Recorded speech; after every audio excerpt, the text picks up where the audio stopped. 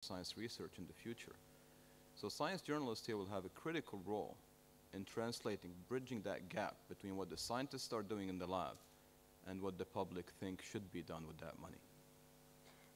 Khalid, I have a question for you, because this is still a difficulty with science journalism in the West, and it's actually a point which Zainab raised initially, which is the difficulty getting scientists to communicate with journalists. We talk a lot about training journalists to communicate about science, but what about training researchers to communicate to the public? Sure, I couldn't agree more with you. I mean, definitely a lot of the problems are on the scientists' end. But part of that problem is scientists, I mean, science is advancing so fast, and scientists barely can keep up with it. And, you know, there's a lot of pressures on scientists. You have to publish, you have to get money to do your research, you have to train students, you have to teach, so on and so forth. So time is very limiting, okay? So I think it should be a two-way street, where journalists should try hard to have access to scientists, and definitely scientists should be a lot more open about discussing their science. Now, one important point here is your level of funding and your level of respect in the field correlates quite well with the coverage of your science. If you can get your science into the mass media, something like Al Jazeera or BBC and so on, you've made it big right there as a scientist.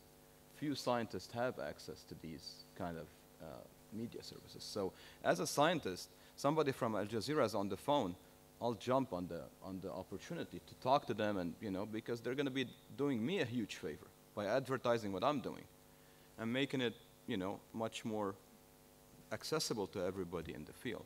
If I publish a paper in a science journal, only people in the field are going to read it and not the full public. And increasingly, as scientists are reliant on public funding, you have to apply for grants. There is now increasing accountability for the work that you do. Further questions? We have one here, and we have one over there. I'm Hatem Sidki from Al Ahram newspaper. I want to add that bothering about science covering and science journalism depends mainly on how the decision makers and the political leadership in the country looks to science and technology as a main locomotive for development. If they do, they will specify a higher percentage of the national product, total national, gross national product for science and technology, and science will be activated. Scientists will be motivated to exert more effort, and in this case, journalists will run behind them looking for news to cover. But what do they run for now? The percentage specified for science and technology is less than 1% of the total gross national product. And I can't say that science and technology in our countries are that high. But I expect in the years to come, science and technology in Qatar will flourish very well, because science itself will progress noticeably. Thank you. We had a question, gentleman over here.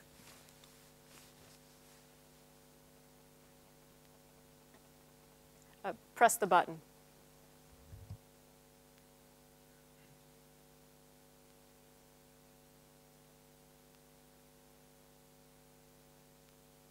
All right, we'll come back to you. We'll come back to you in a moment. Lady down here. Okay, I am Dora Shea. I'm from Cameroon. I just wanted to make a short comment on what we said a few minutes ago about the editor-in-chief not being very much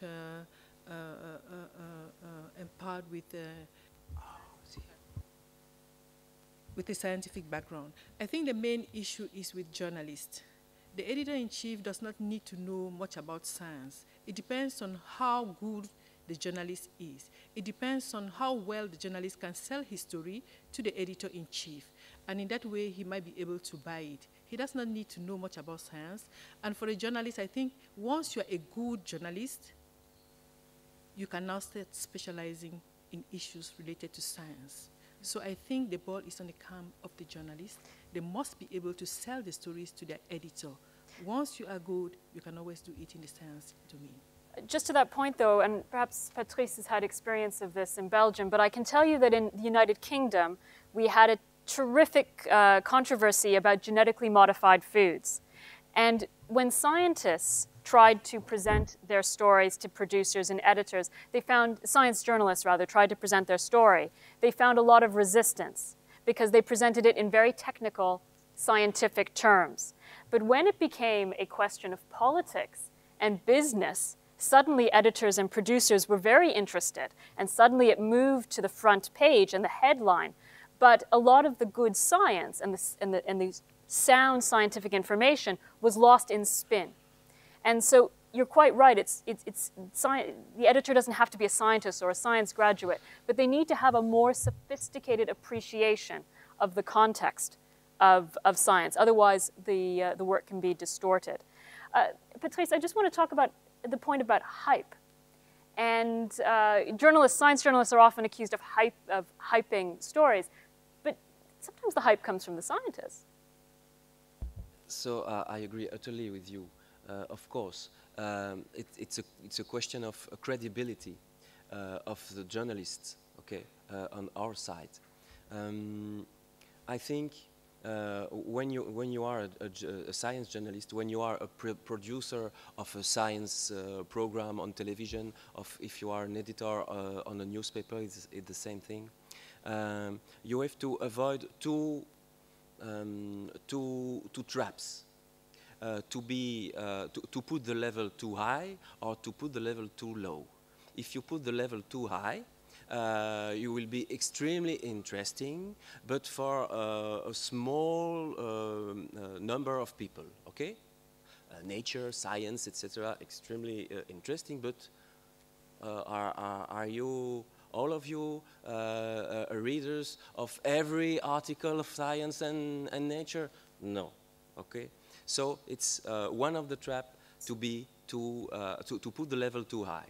But there is another trap, is to put the level too low. As Shireen said, it's too hype, it's to transform the truth, is to try to attract the people in every way, to begin to be unprecise, for example. But if you put the level too low, you lose your credibility. So we have, as journalists, we have to stay every time between these two traps, okay? And we have a responsibility. We have to prove to the scientists that we are able to deserve a respectability, a credibility. Everything is a question of credibility. So it's finished for me. Okay.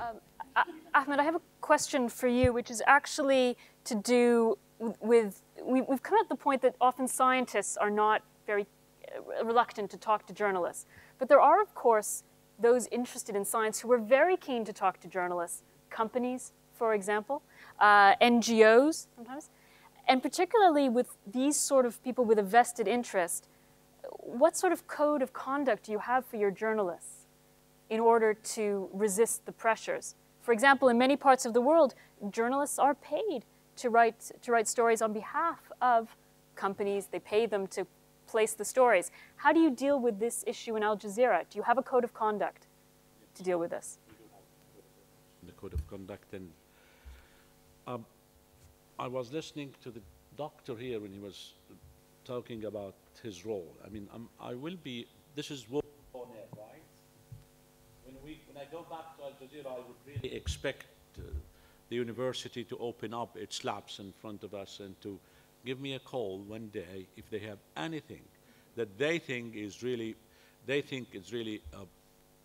interesting enough. I'll send the cameraman, 2 cameramen, whoever, whatever, and a well-qualified